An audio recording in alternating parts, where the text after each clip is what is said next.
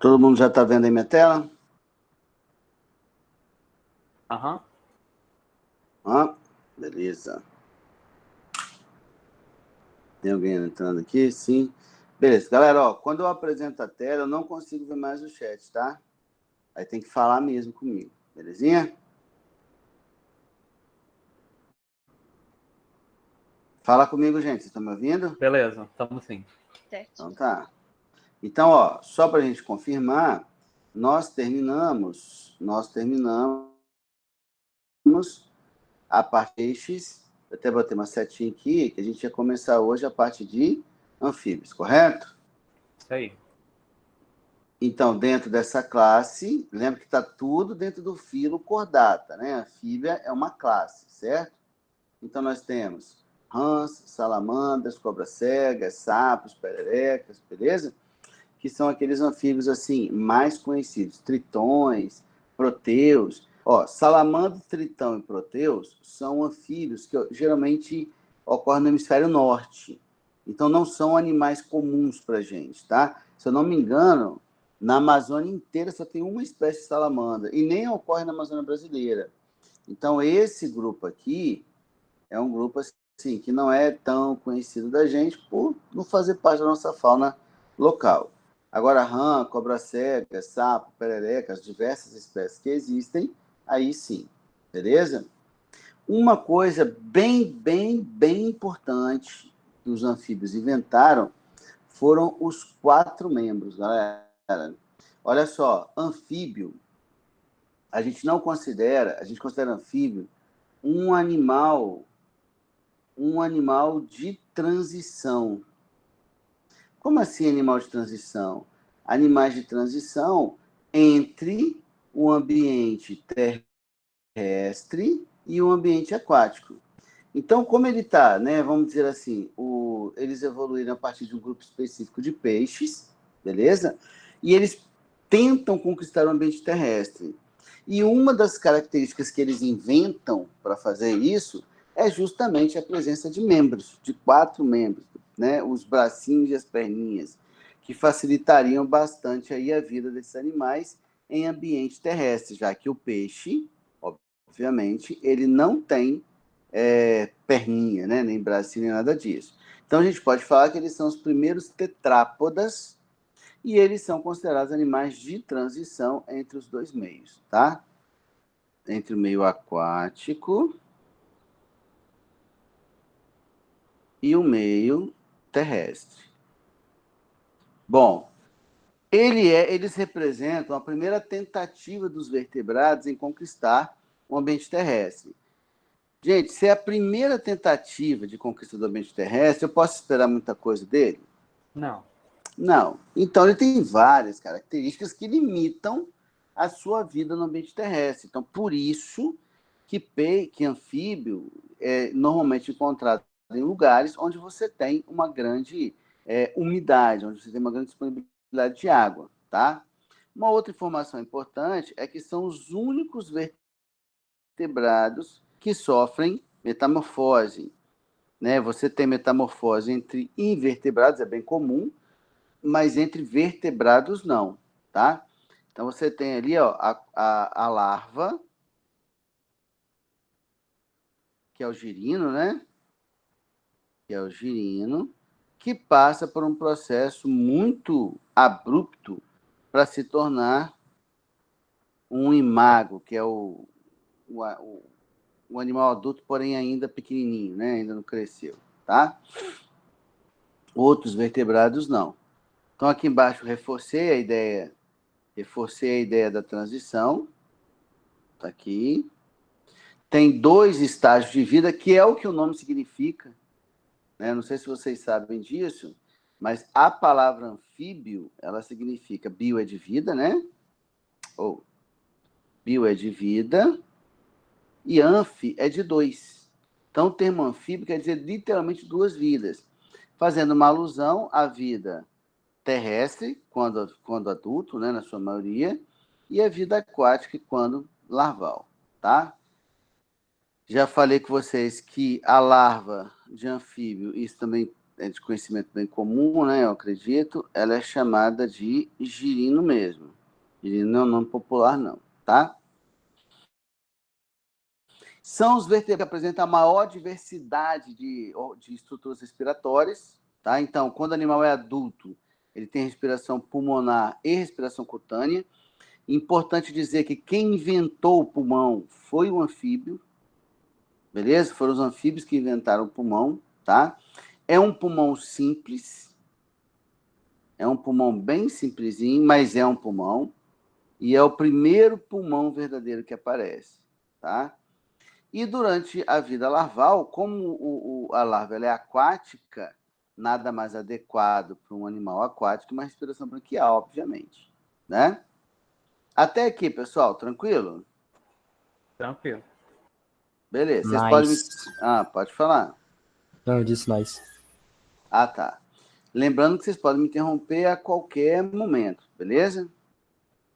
Os anfíbios, eles são classificados em 3 classes. Em 3 ordens, né? O anfíbio é a classe. Nós temos aqui... Lembra da sequência de categorias taxonômicas? Como é que é? Aham. Reficofage, né? Então, nós temos a ordem Urodela, nós temos a ordem Apoda e nós temos a ordem Anura. Beleza? Aí, uma vez eu comentei assim com vocês, galera, às vezes saber sufixo e prefixo grego ou latim facilita pra caramba a vida, né? Então, por exemplo, quando eu penso assim, ó, no nome Apoda, olha o nome, Apoda. O nome é autoexplicativo, não é? Sim, tipo, sem pés, assim. Sem patas, né? Sem pés, que é o caso da cobra cega, que muita gente pensa que é uma cobra mesmo, né? Mas, na verdade, é um anfíbio desprovido de membros, né? Uma característica típica do ápoda é a ausência de membros. Pessoal, aí vem a pergunta. Os outros anfíbios, eles têm a pata, né? O anuro tem, o sapo tem, a salamandra tem e tal. E aí eu pergunto para vocês assim, o que vocês imaginam ser mais moderno, ser mais atual, assim, o que apareceu por último?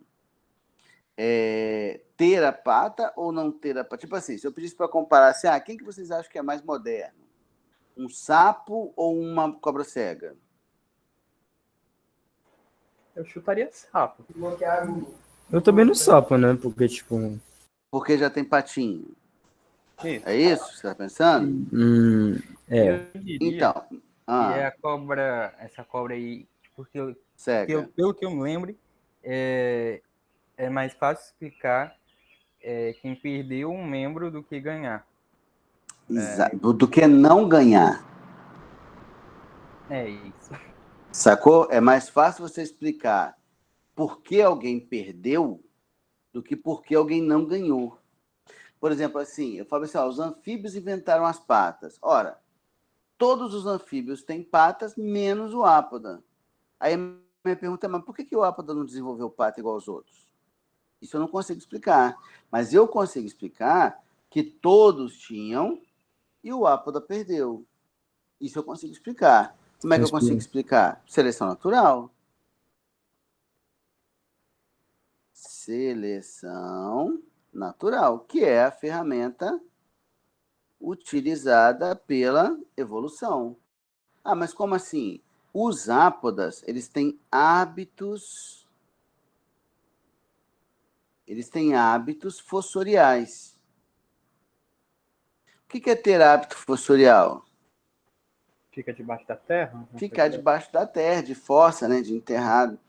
Aí eu pergunto para você, ter perninha e bracinho, para quem vive em túneis, em galerias de túneis... Não adianta muita coisa. Na verdade, é atrapalhar, né? Uhum. Na verdade, é acabar atrapalhando. Então, na verdade, os ápodas são mais modernos, no sentido de que eles apareceram por último, como uma derivação, né? Então, eles são mais... Quando eu falo que ele é mais derivado, estou dizendo que ele é mais atual, tá? Eles são mais derivados do que os demais anfíbios. tá? Porque eu não consigo dizer assim, a salamandra ganhou, mas a cobra cega não. Tá, mas tadinha, não ganhou por quê? Beleza? Então, o raciocínio é, não, ela tinha, mas em função, né, da seleção natural, ela acabou perdendo durante a sua evolução, tá? O termo uro quer dizer o quê?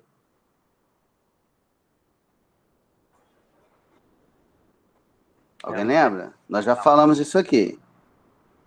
Cauda. Cauda. Isso aí. O termo uro quer dizer cauda. Quando eu coloco o A na frente, é o quê? É negação, então é por isso que é anuro. Isso. Tá, entendi. Exatamente. Então, ó, anuros são os anfíbios desprovidos de cauda. Urodelas são os anfíbios que mantêm a cauda na vida adulta, tá? O anura, lembra do girino, né? O girino tem uma cauda que serve para natação, ele está na água. E aí ele perde essa cauda durante o processo de metamorfose. Ele vira um animal sem cauda na vida adulta, o urodela vira um animal com cauda na vida adulta, tá? O que nós estamos vendo aqui? Por exemplo, nós estamos vendo aqui uma salamandra. Opa, aqui vai ficar a cor, não ajudou, né? Deixa eu tentar mudar aqui, peraí. Então, ó, aqui a gente está lá vendo uma salamandra. Aqui a gente está vendo um tritão.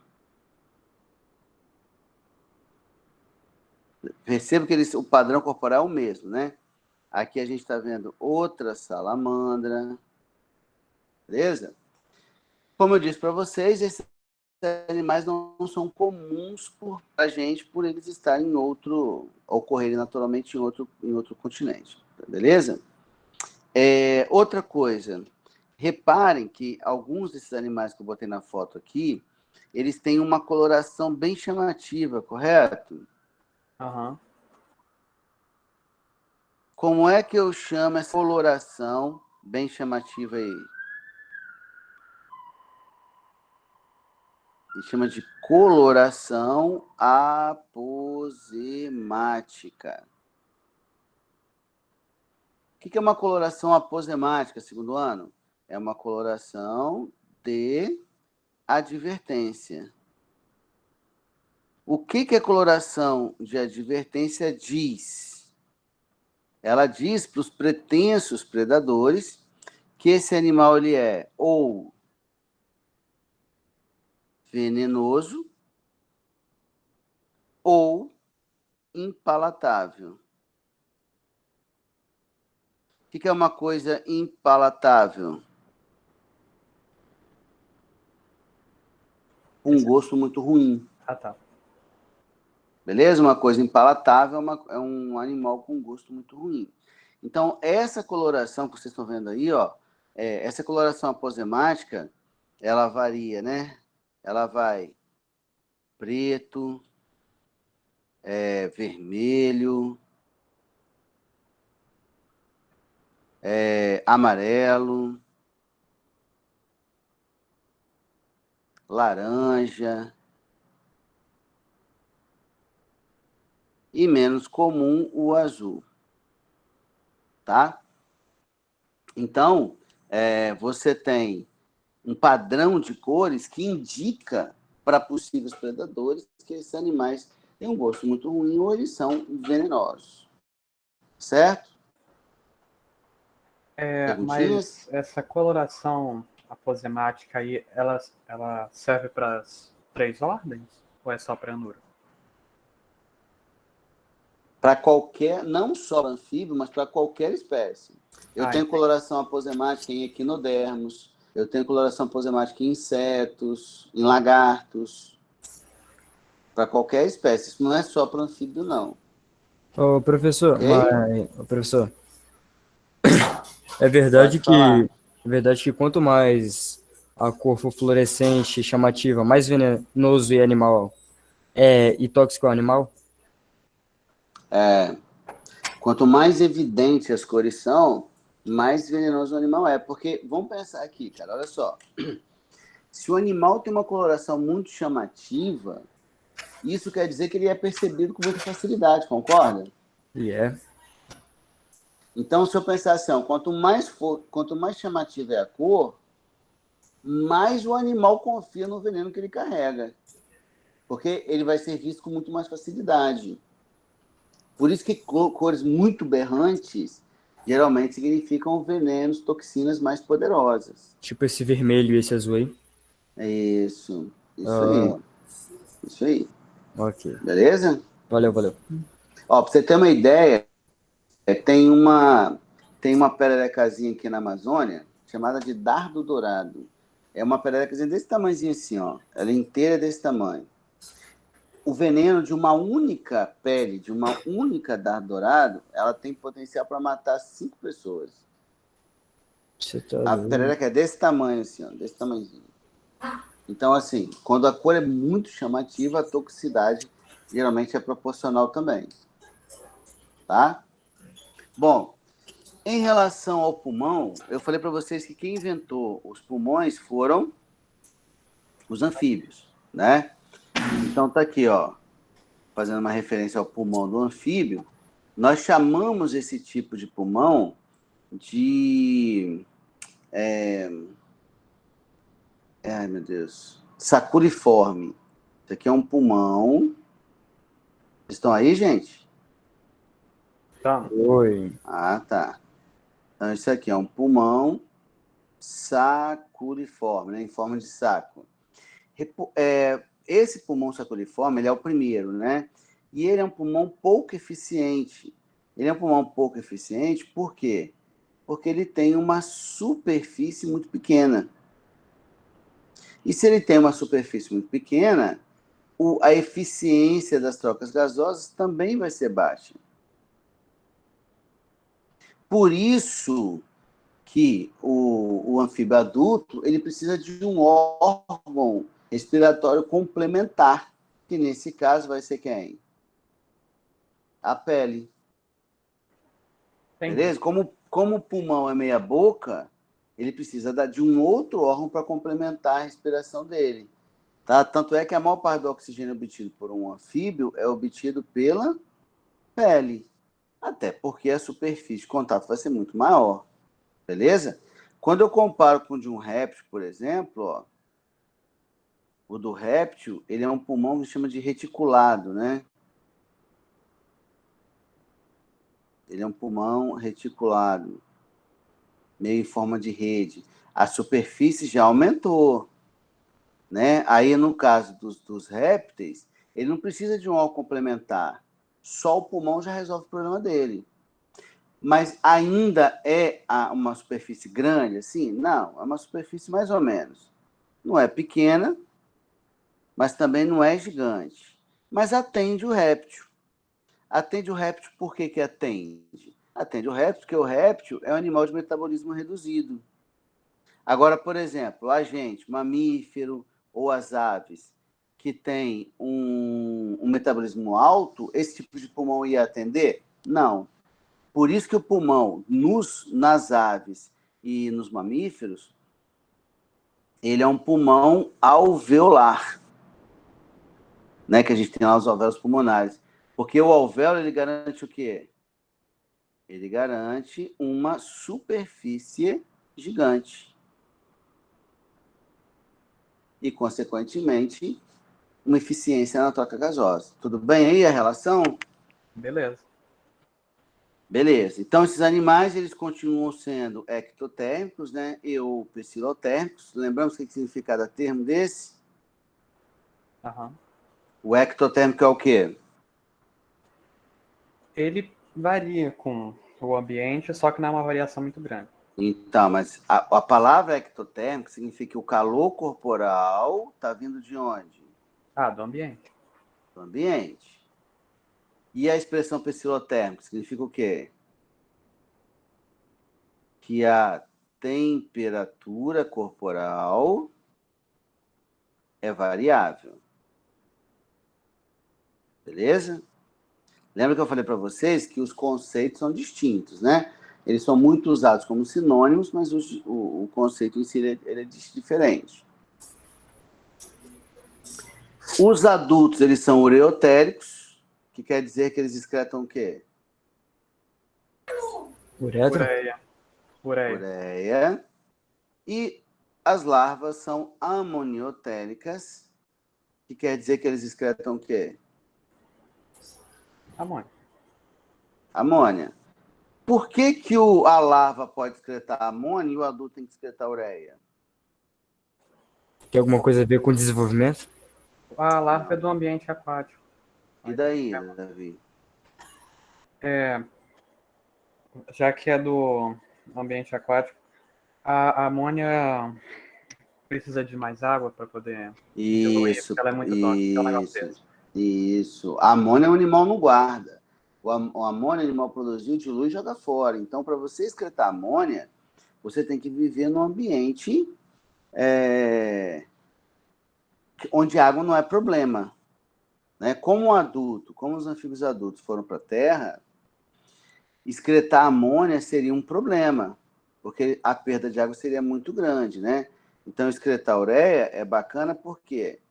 Porque diminui o risco de desidratação. Ou seja, é uma adaptação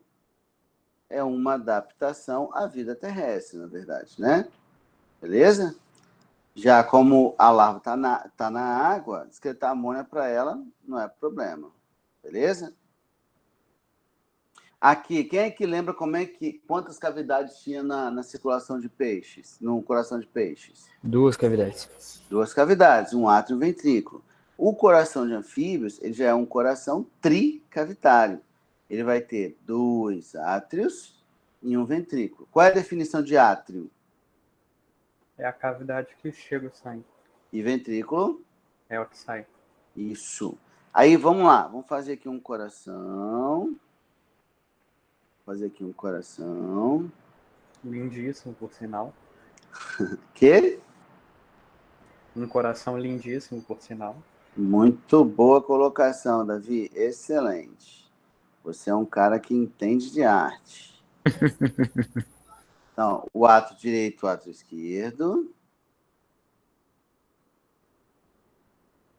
Está aqui. E o ventrículo único, que vai estar aqui. Galera, olha só. A gente tem 2 átrios, então, né? Que é por onde o sangue está chegando no coração. Sempre pelo lado direito vai circular sangue venoso, tá?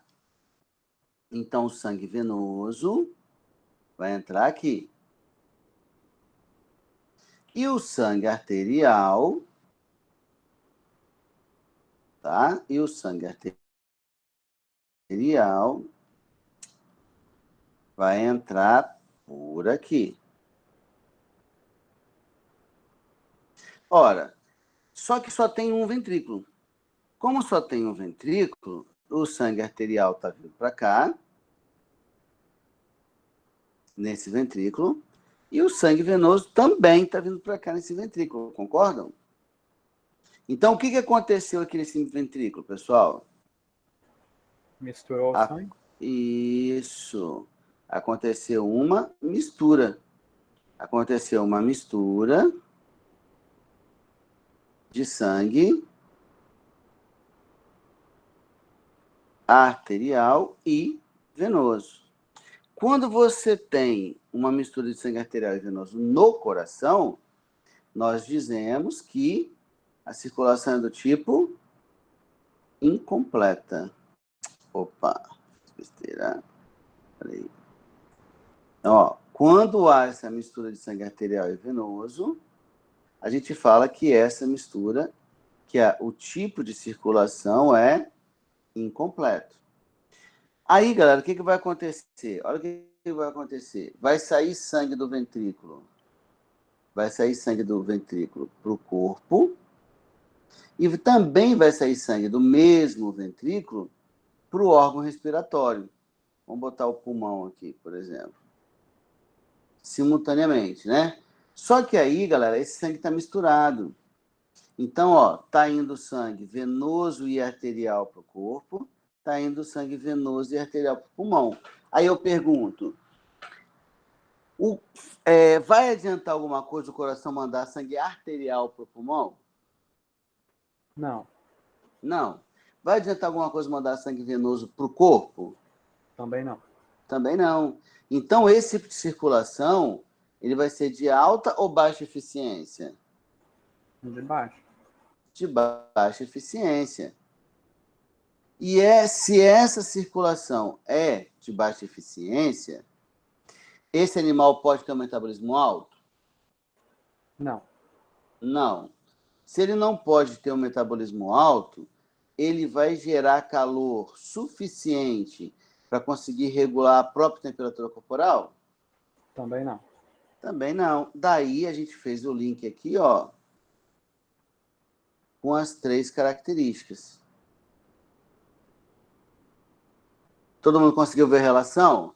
A circulação é de baixa eficiência, o que impede o metabolismo alto. A ausência de metabolismo alto impede que ele consiga controlar a temperatura corporal. Ok? Ok. Ok ou não? Beleza. E a outra coisa é que, como ele tem dois átrios, a circulação agora passa a ser dupla, enquanto que a circulação do peixe era simples. Ele está mandando sangue para 2 lugares simultaneamente. Vocês conseguem enxergar isso que eu estou falando? Por exemplo, aqui, ó, deixa eu tentar fazer um esqueminha. Por exemplo, aqui, ó, vou pegar o coração. Vou botar aqui os órgãos respiratórios. Que é pulmão e pele. E vou colocar o resto do corpo aqui.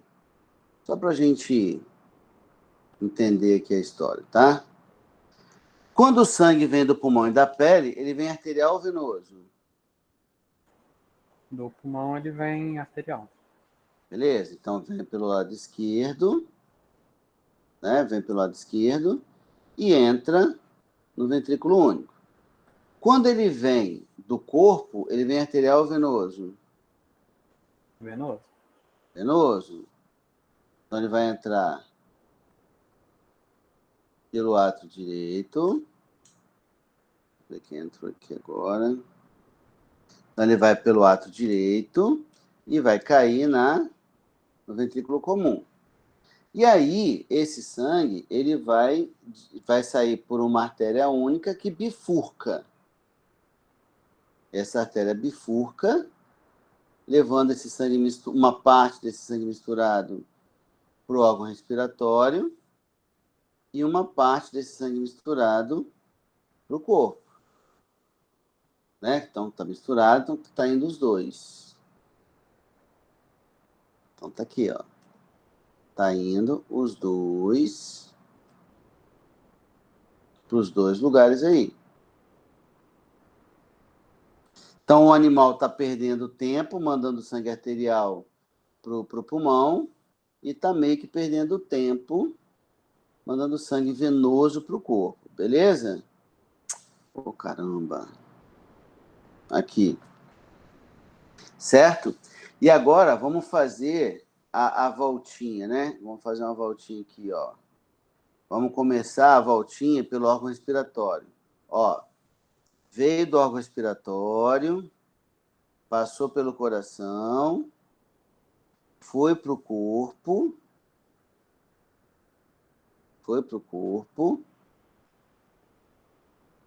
do corpo voltou para o coração, átrio direito, né? Entrou no ventrículo direito e voltou para o órgão respiratório. Completei a volta, não completei? Segundo ano. Aham. Ele passou pelo coração quantas vezes antes de completar a volta? 2. 2. Daí a circulação ser do tipo dupla. Beleza? Circulação dupla é melhor que a simples? É melhor que a simples. Então, a circulação de anfíbio é melhor que a de peixe? É. Porque a do peixe é simples e do anfíbio é dupla. É melhor que a nossa? Não, porque a nossa é completa, então não tem mistura, né? mas já foi uma melhoria aí. Beleza? Gente, só Davi tá falando. Eu quero mais gente falando. Mais gente falando comigo. Tá de boa que eu tô falando? Tá Ashley... tranquilo. Isso, a gente já fez a pergunta lá atrás, né? Beleza, show de bola. Bom, o quê? Pegar o meu... Pode pegar. Então, olha só, aqui a gente está vendo um ciclo reprodutivo de um anuro, né? Que geralmente quando cai numa prova é isso que cai, tá? Quando cai reprodução, né? É um anuro, beleza? Então a gente está vendo aqui, ó, as etapas. Você tem um animal adulto. Como regra geral, a fecundação ela é do tipo externa, ou seja, acontece na água, né? A fêmea libera seus óvulos, o macho libera espermatozoides sobre esses óvulos, fecundando-os na água, beleza? Então a fecundação acontece na água, mais uma limitação aí do animal no ambiente terrestre, né? Ocorreu a fecundação, forma-se os ovos, esses ovos vão eclodir, formando o estágio larval, que é aquático. Esse estágio larval vai comer até engordar bastante, onde inicia o processo de metamorfose. Na metamorfose, o que vai acontecer? A cauda, ele para de comer, porque o intestino do animal diminui, ele também se modifica, porque o girino, a larva, ela é praticamente herbívora e detritívora. E o adulto ele é carnívoro, então o intestino ele diminui, então o animal não consegue comer, e ele usa as reservas presentes na cauda para se alimentar durante esse período, tá? A cauda funciona como uma reserva aí energética, beleza? Aparece inicialmente as patas anteriores, em seguida aparecem as patas posteriores, e o pulmão e as brânquias dão origem ao pulmão. Beleza? Então eu formo um jovem adulto. Jovens adultos são chamados de imagos, que vão se tornar adultos e começar tudo de novo. Tá? Existe um fenômeno em alguns anfíbios que é chamado de neotenia. Que fenômeno é esse, galera? Olha só, vou definir aqui para vocês. Neotenia é quando o adulto conserva características larvais. Então, conserva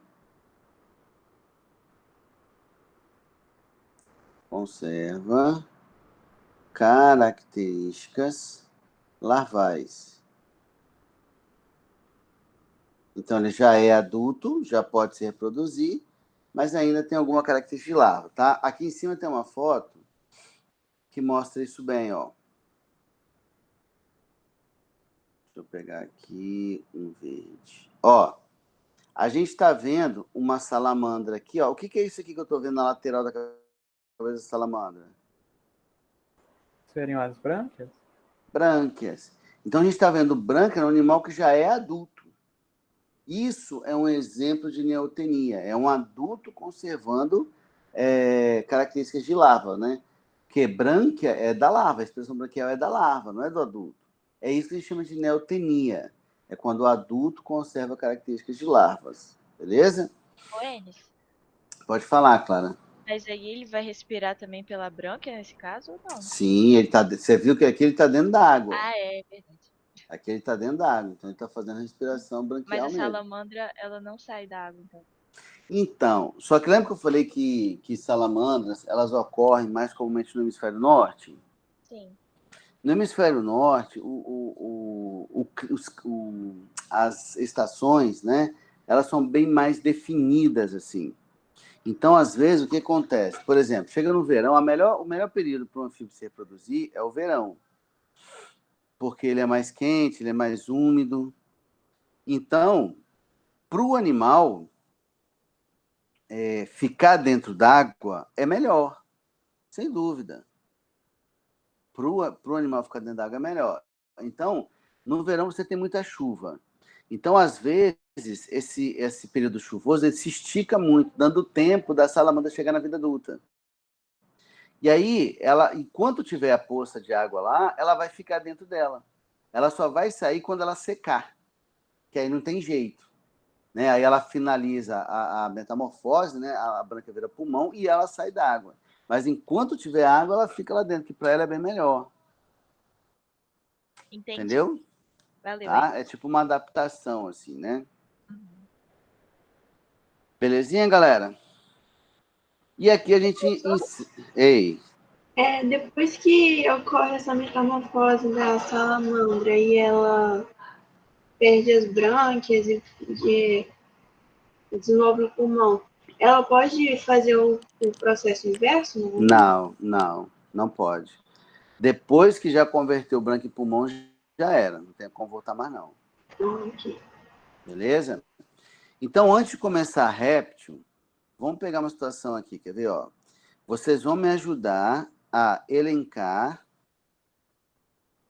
as limitações que os anfíbios têm no ambiente terrestre.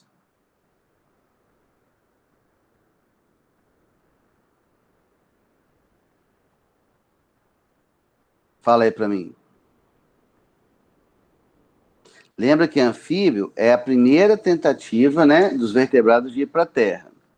Então, aqui nós tivemos várias limitações. Quem é que pode me falar uma? Reprodução? O que tem a reprodução, Clara? Eles reproduzem a fecundação externa, né? Aí é na água. Aí teria que Isso. encontrar, sei lá, um rio, uma lagoa para poder se reproduzir. Isso aí. Então, a fecundação externa já é um problema. Por si só já é um problema. Outro problema. Respiração cutânea, por acaso? Respiração cutânea. Porque, ó, se a pele vai fazer troca gasosa, a pele tem que ser permeável, certo? Sim. Qual é o problema de um animal terrestre ter uma pele permeável? Ele desidrata. Ele desidrata. Então tem um risco muito grande de desidratação. Beleza. Outro problema.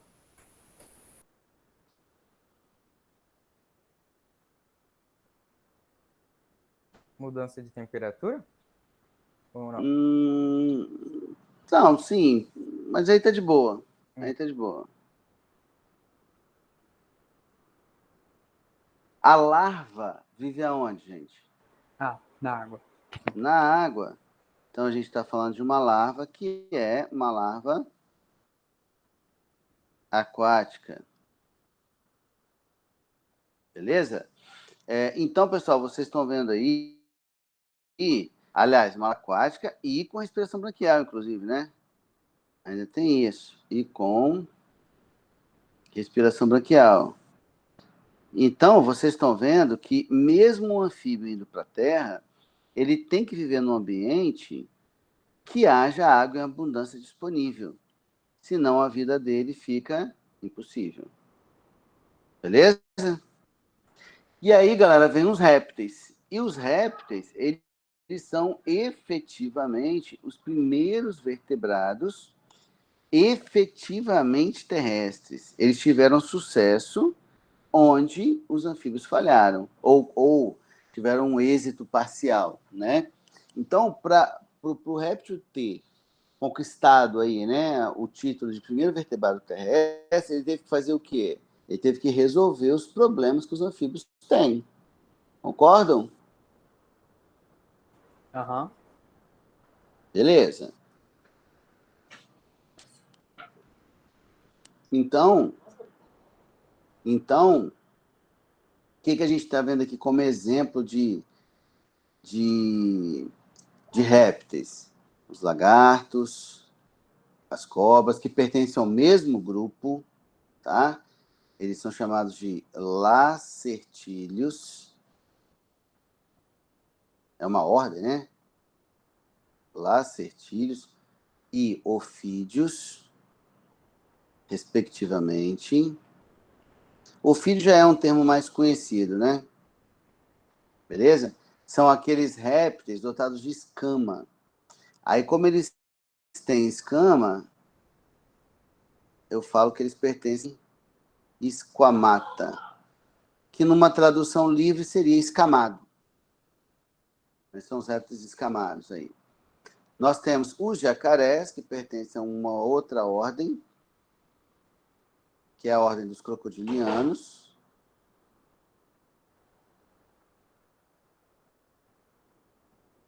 Tá? E nós temos as tartarugas e jabutis e afins, que nós chamamos de quelônios. Beleza? Então, 3 ordens importantes aí dentro da classe reptilia. Galera, primeiro problema resolvido. A pele do anfíbio não é permeável? A pele do réptil é impermeável, uma pele seca, impermeável, ok? A queratina a impermeabiliza. Ok, galera? A queratina é a mesma proteína que forma a unha. A unha é uma estrutura permeável? Não. Ela pode ser quebrada, mas não é permeável. Isso aí, ela pode ser quebrada, mas não é permeável, exatamente, tá? Então, resolvido a vida do réptil em relação à pele. Esses animais, além de ter uma pele queratinizada, seca, sem glândula, né? Não tem glândula mamária, não tem glândula sudorípara, não tem glândula sebácea, não tem nada disso. Ele ainda apresenta anexos epidérmicos que tornam essa superfície ainda mais impermeável. As escamas, no caso do esquamata, as placas dérmicas, no caso dos crocodilianos, tá? Vocês já repararam que a pele, o couro do crocodilo é cheio de quadradinhos, vocês já repararam? Cheio de retângulos e tal? Aquilo nós chamamos de placas córneas ou placas dérmicas. Placas córneas ou placas dérmicas. E lembrando, pessoal, sempre que a gente fizer uma referência a essa expressão córnea, a gente está fazendo uma referência a uma estrutura rica em queratina. Sempre que eu falar que algo é cornificado, eu estou falando que ele é rico em queratina, tá bom? Carapaças ósseas e plastrão ventral, a gente está falando do casco, né? Aquilo que a gente chama de casco em tartarugas, que também ajudam aí a tornar a superfície mais impermeável. Esses animais também são ectotérmicos e piscilotérmicos. Já discutiu esse conceito, né? A respiração ela é exclusivamente pulmonar. Então, o que o réptil resolveu também? Ó? Ele já tinha resolvido a questão da pele permeável, certo? E agora que a respiração é só pulmonar, eu não preciso de nenhum outro tipo de respiração, porque aqui a gente já vai encontrar pulmões que, para animais piscilotérmicos, eles já são suficientemente eficientes. Ok? Excretam ácido úrico. Né? São uricotéricos, excretam ácido úrico. Excretar ácido úrico, pessoal, também é considerado uma adaptação.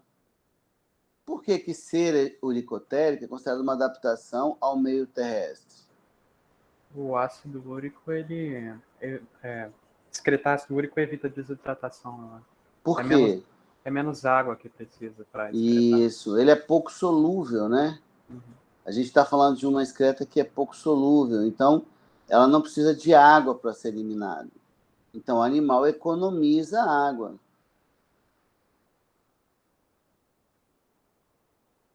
O animal, ao excretar úrico, ele acaba economizando água aí, uma boa. Beleza? Aqui as ordens e subordens que eu falei, quelônia, ofídia, lacertília, crocodiliano. E rincocéfalo é uma classezinha que eu nem comentei, porque ela é, tipo assim, ela é composta de fósseis vivos.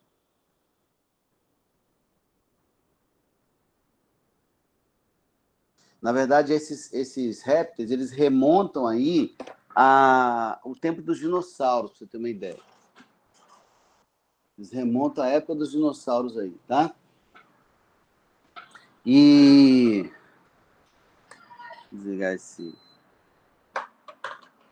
E eles acabam que só existem até hoje porque viveram muito isolados de outros animais. Esses animais são chamados popularmente de tuataras e eles são encontrados em algumas ilhas isoladas assim, do Pacífico Sul.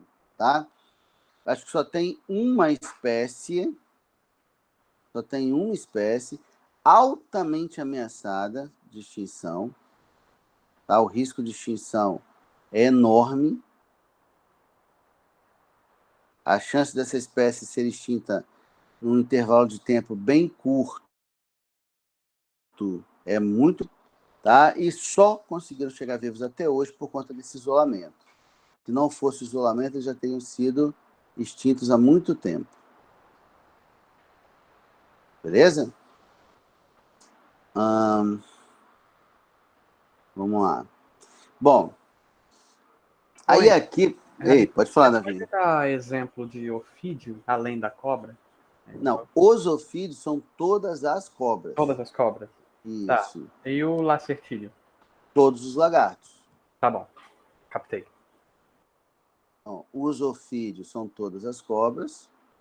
Os lacertílios são todos os lagartos. Lembrando que ofídeo e lacertílio está na mesma ordem. Ofídeo e lacertílio é subordem, né? A ordem mesmo é essa aqui, ó. Esquamata, que eu falei para vocês lá em cima. Que significa escamado. Isso, são os répteis que têm escamas. Nem todo réptil tem escama, né? Ok? Aí vem outra pergunta. Tanto a cobra quanto o lagarto, eles estão na mesma ordem. Qual que vocês acham que é mais derivado, mais atual? A cobra ou o lagarto? O ofídeo ou o lacertílio? Eu acho que o ofídeo, né? Porque ele perdeu as... Por quê? Ele perdeu as patas. Isso. Ele perdeu as patas em função de seus hábitos de vida fossoriais. É a mesma coisa da cobra cega. Existem fósseis de ofídeos, fósseis de cobras, que ainda tem um vestígio de pata no fóssil, né? Eu não sei se eu botei a foto aqui, mas na internet vocês acham, tá? E aqui, mais alguma coisa, gente, por enquanto? Ainda não. E aqui a gente encontra algumas novidades importantes. Os répteis, eles vão apresentar um coração com 4 cavidades. Lembra? Peixe tinha 2 cavidades, anfíbio tinha 3 cavidades, e os répteis vão ter 4 cavidades. Porém, essas 4 cavidades, elas vão estar parcialmente separadas ou totalmente separadas. Vou tentar fazer um coraçãozinho aqui, que aí o esquema vai ficar mais simples, tá? Por exemplo, assim, ó. Vou fazer aqui um coração. Aí aqui você tem um átrio, um ventrículo e o outro átrio. Esse ventrículo, desculpa, ele vai estar parcialmente separado assim. Ainda tem como o ventrículo esquerdo transferir sangue para o ventrículo direito, tá vendo? E tem uma passagem. Essa passagem, ela é chamada de septo... Peraí. Essa comunicação... Nossa. Essa comunicação...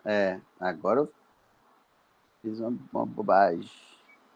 Então, ó, essa passagem, ela é chamada de septo de Sabatier.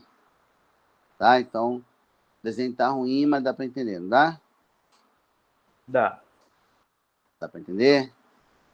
Beleza. Então, essa passagem aí, ela é chamada de septo de Sabatier, e o sangue mistura nesse ventrículo aí parcialmente separado no coração da maioria dos répteis. A maioria dos répteis está nessa condição.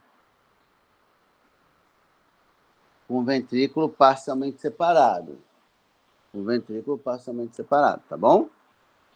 No caso dos crocodilianos, os ventrículos estão completamente separados. Então, você tem aqui, ó, um átrio e um ventrículo. Um átrio e um ventrículo. Igual no nosso coração. Tá? Eu não tenho comunicação aqui, ó. Eu não tenho essa comunicação. Tudo bem? Então, dentro do coração, e em quem que ocorre esse tipo de coração, né? Esse coração, quem tem são os crocodilianos. Que os dois septos, que os dois ventrículos são completamente separados. Beleza? Só que aí tem um problema. Quando o sangue sai do ventrículo, ele sai por onde? Por qual tipo de vaso? Por uma artéria. Por uma artéria. Ah, tá. Então vai sair uma artéria. Eu vou desenhar aqui de um jeito. Não, vou tentar fazer um esquema melhorzinho aqui. Peraí. Então, ó, ele vai fazer o seguinte: vai sair uma artéria desse ventrículo, beleza? Vai sair uma artéria desse ventrículo aqui, ó. E vai sair uma artéria do outro ventrículo. Só que essas artérias, elas têm um tronco comum. Tá vendo, ó? Ela tem um tronco que é comum. E por esse tronco comum, ocorre a troca. Então, passa um pouco de sangue arterial para cá, passa um pouco de sangue venoso para cá. Entenderam o meu esquema? Sim.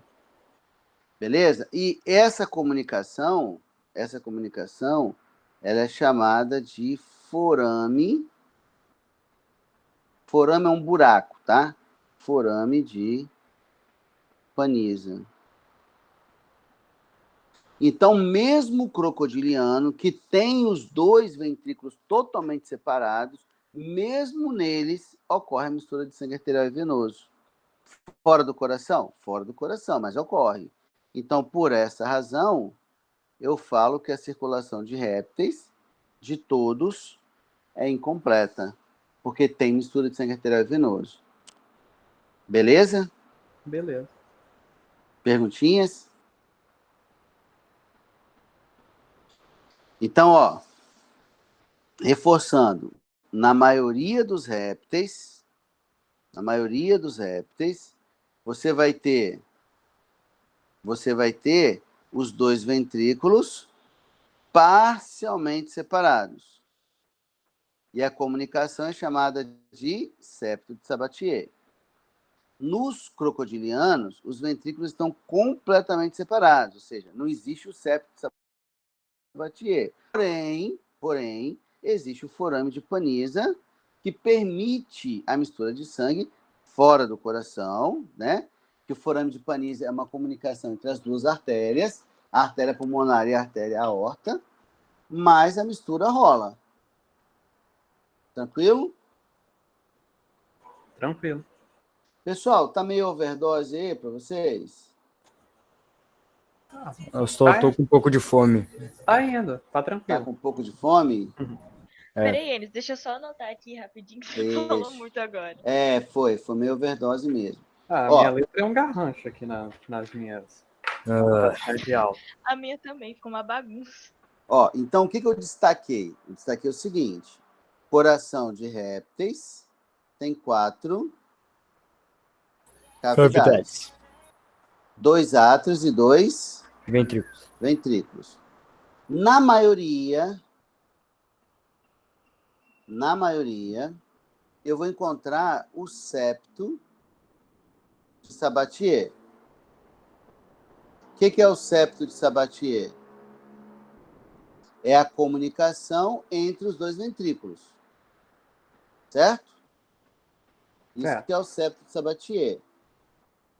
Ele é a comunicação entre o ventrículo direito e o ventrículo esquerdo. Certo? Explica aí a comunicação para mim, de novo. Aqui, ó. Eu tenho aqui, ó, Ah, Eu tenho aqui um coração de um réptil não crocodiliano. Então você está vendo, ó. Deixa eu mudar a cor aqui rapidinho, peraí. Então você está vendo aqui, ó, o ventrículo esquerdo e o ventrículo direito. No ventrículo direito está chegando o sangue venoso. No ventrículo esquerdo está chegando o sangue arterial. E o septo é essa comunicação aqui, ó, que eu estou fazendo com a setinha aqui, ó. Então você mistura o sangue arterial e venoso dentro do coração. mas Concorda, isso. Josué? Mas qual a vantagem ou a desvantagem Vantagem disso? não, desvantagem. Não, é porque eu não sei se tinha vantagem, entende? Aí eu falei Sim, vantagem sim. ou desvantagem. Isso. A desvantagem é que você vai mandar sangue venoso para o corpo e vai mandar sangue arterial para o pulmão. Pô, você vai mandar sangue venoso para o corpo para quê? Tá Não faz perdendo sentido. tempo, Não faz sentido. sacou? Ao invés de você mandar 100% de sangue arterial para o corpo, você manda 70% de sangue arterial, 30% de sangue venoso, que para o corpo não vale nada. Uhum. Então tem uma desvantagem. É como se falasse assim, ó. Então a circulação, Josué, é Josué, né? Tá Sim. falando. A circulação, ela é de baixa ou alta eficiência? A do negócio ali, do encontro do sangue, Isso. é de baixa eficiência. Beleza? Se a circulação é de baixa eficiência, a gente vai demorar para eu Acostumar. melhorar minha letra aqui. O metabolismo do animal vai ser alto ou baixo? Vai ser baixo? Vai ser baixo. Se o metabolismo do animal é baixo, ele vai conseguir gerar calor suficiente para controlar a temperatura corporal? Suficiente, não. Não. Então, o animal vai ser pecilotérmico, que quer dizer o quê? Aí você me pegou. Que a temperatura do corpo varia. Mas varia brutalmente ou pouco? Não, aí depende, né? Aí depende. É. Se o animal vai lá para o sol, aí o animal fica lá esquentando. Se esquentar demais, ele corre dentro d'água e esfria. Sim, sim. Se ele está esfriando demais, ele vai por isso que jacaré, por isso que lagarto fica tomando sol, para Isso poder dar aqui. uma esquentadinha. Beleza? Já no caso do crocodiliano, ó, no crocodilo existe a comunicação, tá vendo? Ó? Os Uhum. dois ventrículos, o ventrículo esquerdo e o ventrículo direito, são totalmente separados. Mas existe uma comunicação entre as duas artérias. A artéria pulmonar e a artéria venosa. Ou a artéria pulmonar e a artéria aorta. Então, mistura, é pouco, mas mistura. Então, se mistura, eu ainda tenho uma circulação de baixa eficiência. Então, o metabolismo não pode ser muito alto. Então, o animal não consegue regular a temperatura. Uhum. Tudo bem, galera? Peguei. Pessoal, então, ó, aí eu coloquei a característica, ó. Circulação é dupla, né? Porque se eu tenho dois átomos, a circulação é dupla. Ela é incompleta, porque está misturando sangue arterial e venoso, né? E aqui eu dei os conceitos, aí expliquei o que era o forame de Paniza e o que era o septo Sabatier. Beleza ou não? Clara, conseguiu anotar? Consegui Boa. Conseguiu aí digerir? digerir. Mas eu vou ter que digerir de novo mais tarde, para não esquecer. Isso. Na hora que você fizer organizar suas anotações aí, fixa bastante o conteúdo, ajuda, né? David, boa? Tranquilo. Tranquilo, então. Beleza. Aqui, ó, até nesse esqueminha, dá até para ver melhor, ó. Ó aqui, ó, a comunicação aqui, ó, entre as duas artérias, tá vendo? Onde eu tô riscando? Aham. Risquei em preto, ficou ruim, né? Olha aqui, ó, a comunicação aqui, ó. Aí acaba que nessa comunicação rola uma misturazinha aí de sangue arterial e venoso. São animais que têm cloaca, não têm ânus. Lembramos o que é cloaca? Sim, eu só não lembro qual foi o termo que a gente usou na aula passada, não lembro se era orifício mesmo que a gente usou. A cloaca é uma bolsa, né? Bolsa. Bolsa com um orifício externo. Isso, para o meio externo. E Isso. por É uma esse bolsa? orifício sai os dois? Sai os três. Os três. Que é uma bolsa de 3 reprodutor sistemas digestório. e digestório. Então, o sistema excretor, ela é comum, né? Ao sistema excretor, ao sistema reprodutor, mais sistema digestório. Então, pela abertura, que nem tem na galinha, né, que eu dei o exemplo. Então, pela abertura da cloaca, sai a urina, O ovo. que nesse caso é sólida, né? Saem os gametas e os ovos, e saem as fezes também. Beleza? Outro problema resolvido, ó, fecundação interna. Nos anfíbios era como? Era externa. Né? Outro problema resolvido, ó, não tem estágio larval, que a larva era aquática, né? No caso dos anfíbios e tal. Mas o problema resolvido. E a principal, e aí, segundo ano, olha só, é a principal mesmo, tá? Se vocês se depararem com uma questão e ela vai falar assim, gente, qual é a característica que foi a principal responsável pelo sucesso dos répteis no ambiente terrestre? Ovo amniótico, tá? Essa característica aqui, ó, foi a principal característica que garantiu o sucesso dos répteis aí. A gente citou, ó, quer ver? Vamos botar aqui, ó. A gente citou uma pele impermeável, né? A gente citou só pulmão como órgão respiratório. A gente citou, ó, uma fecundação interna. A gente citou, ó, sem ausência de larva. A gente citou o fato de excretarem ácido úrico. Mas a principal é o ovo amniótico. Quem inventou o ovo do jeito que a gente conhece foram os répteis. Beleza? Como assim? Como assim, Enes? Olha só. Se a gente der uma olhada aqui, isso aqui é um ovo comum, um ovo de ave, por exemplo, né? O ovo de ave e de réptil são iguais, tem a diferença muito pequena.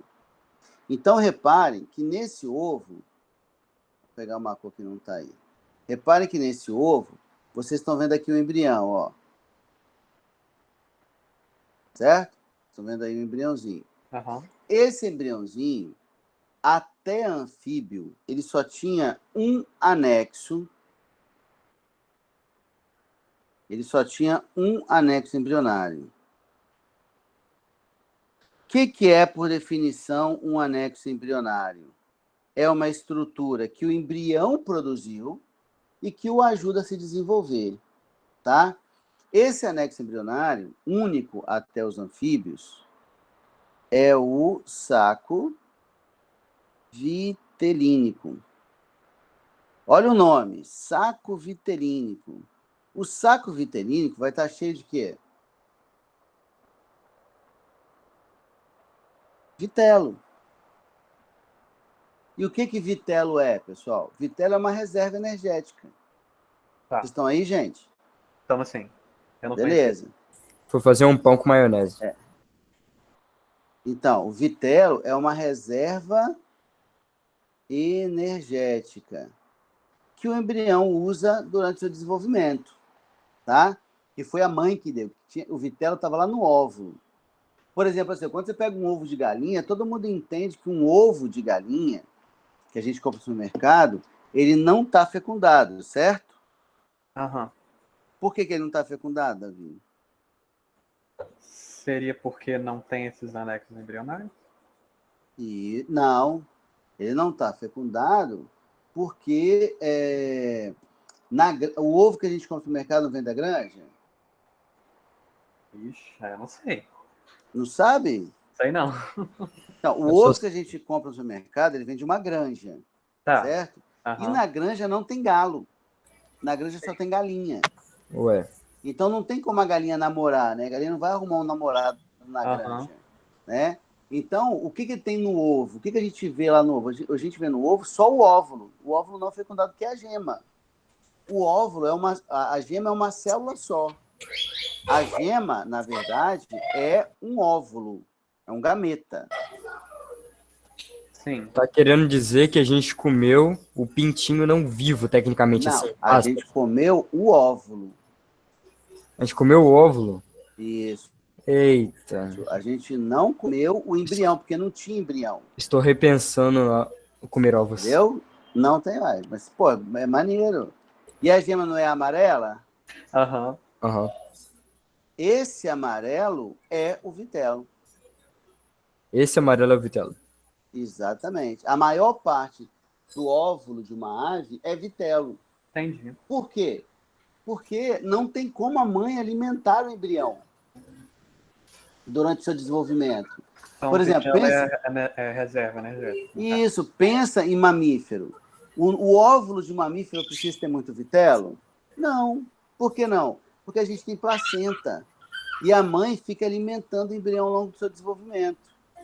Então, o óvulo de mamífero não precisa ter muito vitelo. O óvulo do anfíbio precisa ter muito vitelo? Não. Não por quê? Porque quando o anfíbio nasce, ele já nasce um anfíbio pronto? Ele nasce um girinho. Então, ele come para completar o seu desenvolvimento. Ele vai atrás de alimento para completar o seu desenvolvimento. Agora, o pintinho não. O jacarezinho não. Ele está dentro do ovo, que tem uma casca, e ele não vai receber nenhuma comida de fora e só pode sair de lá de dentro pronto. Então, tem que ter uma quantidade grande de energia, de reserva energética, para que ele tenha condições de se desenvolver até ficar... Beleza? Por isso que o óvulo de aves é enorme. A maior célula animal é a gema.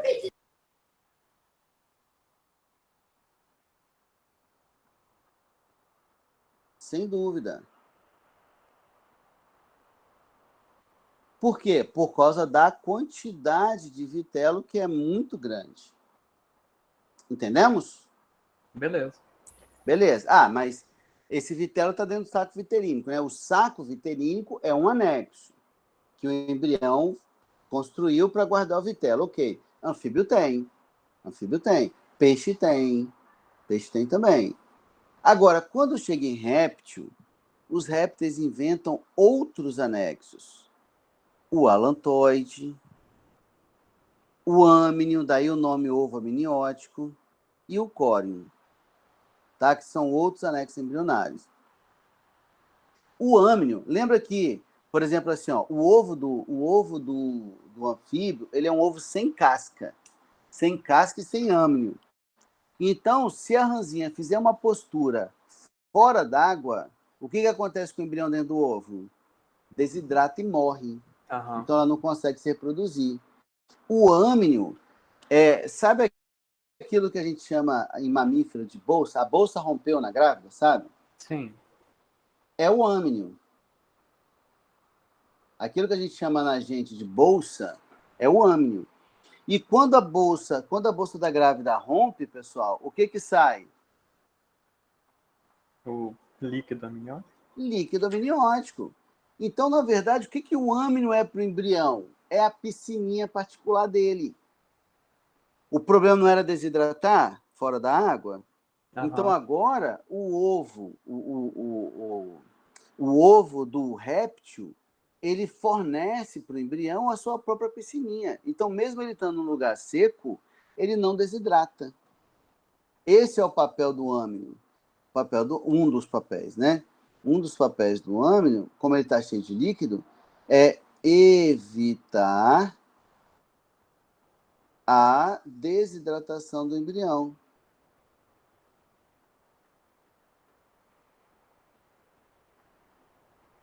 Ok, pessoal? Beleza. E agora, ó, o embrião com a sua própria piscininha, o animal, o réptil, ele podia ter o filhote em qualquer lugar que ele quisesse, úmido ou não. Belezinha? Beleza. Lá nos videozinhos de embriologia, eu ensino para vocês como que o âmino se forma no embrião, tá bom? Outra coisa, o jacarezinho pode sair do ovo para fazer xixi quando ele estiver apertado? Tese não, né? Não, né? Não pode. Ele não pode sair do ovo e entrar de novo. Então, ele precisa de um lugar para guardar essas excretas. Esse lugar é o alantoide. O alantoide é uma bolsinha onde o embriãozinho armazena as excretas enquanto ele se desenvolve. Tá? É como se fosse a lixeirinha dele, beleza? Como o alantoide ele tem uma superfície muito grande, ele também acaba servindo para fazer troca gasosa. Então, sai CO2 e entra O2. A casca é permeável a gases, né? Beleza? E o córeo que também tem esse papel. Córeo, perceba que o córeo é essa membrana em preto, ó, ela envolve todos os outros anexos e o embrião. E o papel do córeo é troca gasosa também. Ele tem essa mesma função, né? Permitir essa troca gasosa aí. Que o alantoide também faz. Tudo bem, galera? Então, essa é a estrutura de embrião, né? Com âmino, com alantoide, com córeo, é só de réptil para cima. Réptil tem, ave tem e mamífero tem. Entendemos? Beleza. Beleza. Show de bola. Perguntinhas? Então, aqui eu destaquei, né, aquelas características que tornam os répteis mais bem adaptados, tá? Lembrando, pessoal, que esse material vai estar todo lá no material que eu vou encaminhar para vocês, tá? Eu já deveria ter encaminhado, né? Peço desculpas aí. E aqui algumas observações para a gente fechar a aula. Um fenômeno chamado de autotomia. Quem já perturbou alguma lagartixa na vida já viu que ela solta o rabo quando ela se sente ameaçada, certo? Já viram isso? Já. O rabo E que o fica se rabo... mexendo, Isso. é horrível. E que o rabo continua se mexendo. Esse é um mecanismo de defesa encontrado em pequenos lagartos, tá? Quando ele se sente acuado, ele deixa a cauda, aí o predador para, e a cauda fica se mexendo, né? Então atrai a atenção do predador, o predador para comer a cauda, dando tempo do lagartinho fugir, beleza? E depois aí ele reconstrói essa cauda, né? A cauda regenera. Algumas adaptações de quelônios em função do meio onde eles são encontrados, né? Então, por exemplo, assim, quando eu penso numa tartaruga marinha, a tartaruga marinha ela tem um achatamento dorso-ventral. O casco da tartaruga é achatado. E é achatado por quê, pessoal? Consegue imaginar? Para evitar atrito, a água, né? Para o corpo ficar mais hidrodinâmico. Isso. As patas, ó, foram convertidas em quê? Em nadadeiras, por razões óbvias. E aí tem uma coisa interessante aqui, ó. Quando você tem um achatamento dorso-ventral do casco da tartaruga marinha, para ganhar velocidade, né, para ganhar ser mais hidrodinâmico, ela perde em proteção, porque aí ela não consegue mais esconder o corpo todo dentro do casco, igual as tartarugas terrestres fazem, né? Quando você pega um jabuti, por exemplo, ó, ele não tem esse achatamento, o casco parece um capacete. E aí ele ganha proteção, porque toda vez que ele se sente ameaçado, ele entra todo no casco. Cabe ele todo, as perninhas, a cabeça no casco. E aí a presa, né, o predador não vai conseguir predá-lo. A tartaruga marinha não consegue fazer isso, né? E os cágados, que vivem parte do tempo dentro da água e parte fora, ele tem as garrinhas, ó, com membranas interdigitais, aquelas membranazinhas para nadar. O casco não é tão achatado, mas também não é tão grande como acontece com os jabutis, por exemplo. Beleza? O jabuti, ele tem a patinha de elefante. Essa patinha de elefante é para ele não atolar, né? Já que ele teria muita dificuldade para sair caso ele atolasse, né? Então, a patinha de elefante que ele tem evita que ele atole em substratos mais instáveis.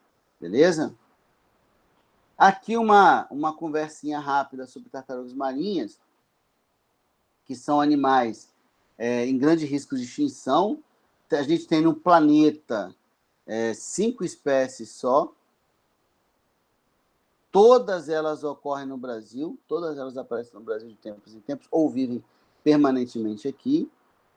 Elas estão em extinção, têm risco de extinção por algumas razões. Algumas naturais, outras humanas, né? Primeiro, essa baixa taxa de sobrevivência. Olha só, em condições normais, de cada 1.000 ovos, você tem de 2 a 4 adultos. A taxa de sobrevivência é muito baixa, né? E é muito baixa por quê? Porque tem uma taxa de predação muito alta. Quase qualquer bicho come tartaruga, até tartaruga filhote, né? Até aquele caranguejinho marinha farinha, sabe? Aquele caranguejinho branquinho de areia de praia. Aham. Até aquele caranguejinho consegue comer filhote de tartaruga marinha, pra vocês terem ideia, tá? Um outro problema é a urbanização do litoral, que diminui as regiões de postura, né? De reprodução. Poluição, que acaba matando muitos animais, né? Por exemplo, aqui no litoral de Vitória, você tem, dentro da população, vamos pegar assim uma região, né? A região da Praia do Canto ali, por exemplo. Ali, você encontra tartaruga marinha. Aí, quando você vai ver tartaruga, ela está cheia de verruga. É muito comum você encontrar tartaruga com verruga, que é contaminação por um vírus humano, que causam... Vocês sabem que verrugas, pessoal, são causadas por vírus, vocês sabem disso? A verruga comum, por exemplo, é um vírus que faz isso. E aí, em função do não tratamento do esgoto, esses vírus acabam alcançando o ambiente aquático, né? E acabam contaminando as tartarugas também. A questão do plástico, a tartaruga acaba comendo plástico e acaba morrendo, né? Acidentes em redes de pesca, a gente não pode, né? A pesca de tartaruga é proibida no Brasil há muito tempo. Há muito tempo não, há uns 30 anos aí, pelo menos, né? Mas tartaruga não é réptil, então tem respiração pulmonar. Se eu prendo a tartaruga numa rede, ela fica apavorada, e ela acaba morrendo afogada na rede, né? Muitos pescadores, principalmente pescadores de vilas mais afastadas, vilas ribeirinhas mais afastadas, acabam usando os ovos de tartarugas como alimento, porque fora o fato da casca ser coriácea, por exemplo, quando você pega um ovo de passarinho, de galinha, a casca é rígida. Na casca do réptil, não, do ovo do réptil, não. Ela é tipo ela é maleável, é tipo um courozinho, vamos dizer assim. É só você pensar, né? Quando a tartaruga faz o ninho, ela não fica caindo o ovo um em cima do outro? Vocês já viram isso? Aham. Então, se o ovo da tartaruga fosse calcário, a casca fosse calcária igual da ave, óbvio que quebraria tudo, né? E tal. A maturidade sexual é super tardia. Por exemplo, a primeira postura de uma fêmea acontece aos 30 anos de vida. Então, a fêmea ela vai começar a contribuir para o aumento da população já com 30 anos de vida. Então, demora muito para ela começar a contribuir para o aumento da população, né? E o aquecimento global. Qual é a relação com o aquecimento global? A determinação sexual de tartarugas é dependente da temperatura do meio. Não é cromossômica como é na gente. Né? Quando você pega lá um mamífero, aí você tem lá, se o indivíduo é XY, aí é macho. Se o indivíduo é XX, aí é fêmea. Aqui não. Aqui é assim, ó, se as temperaturas são mais altas nas tartarugas, formam fêmeas. Se as temperaturas são mais baixas no ninho, forma macho. Beleza? Então, aí o que acontece? Ó, e para crocodiliano é assim também, só inverte a relação, mas é assim também. Por exemplo, aqui, ó, temperatura em que o ovo está incubado, aí proporção de fêmeas. Se eu aumento a temperatura, vamos pegar a tartaruga primeiro, tá, bolinha? Se eu aumento a temperatura, aumenta o nascimento de fêmeas, tá vendo? Porque temperaturas mais altas favorecem o surgimento de fêmeas. Aham. Em lagarto e crocodilo é o contrário. Temperaturas mais altas favorecem os machos. Aí aumenta o número de machos. Para você não precisar decorar isso, você tem que pensar em relação a tamanho. O raciocínio é o seguinte: se eu elevo a temperatura, o que acontece com o metabolismo do animal? Aumenta. Aumenta. Se o metabolismo aumenta, o animal ele vai crescer mais ou menos? Mais. Então ele tem um maior crescimento aí. Aí, galera, nas tartarugas, as fêmeas são maiores. Os machos são pequenos e as fêmeas são maiores. Nos crocodilos, é o contrário. Os machos são maiores. Por isso que a relação inverte, entenderam? Aham. Beleza. Aí eu vou parar aqui, beleza, galera? Já deu bastante overdose aí. Eu tô achando que tem mais coisa para falar, mas eu vou deixar para falar na próxima aula. Tá bom? Já deu 1h30, fica muito cansativo. Tá bom. Joia, galera? Beleza. Beleza, então, galera. Um excelente final de semana para todos. E eu mando esse material para vocês.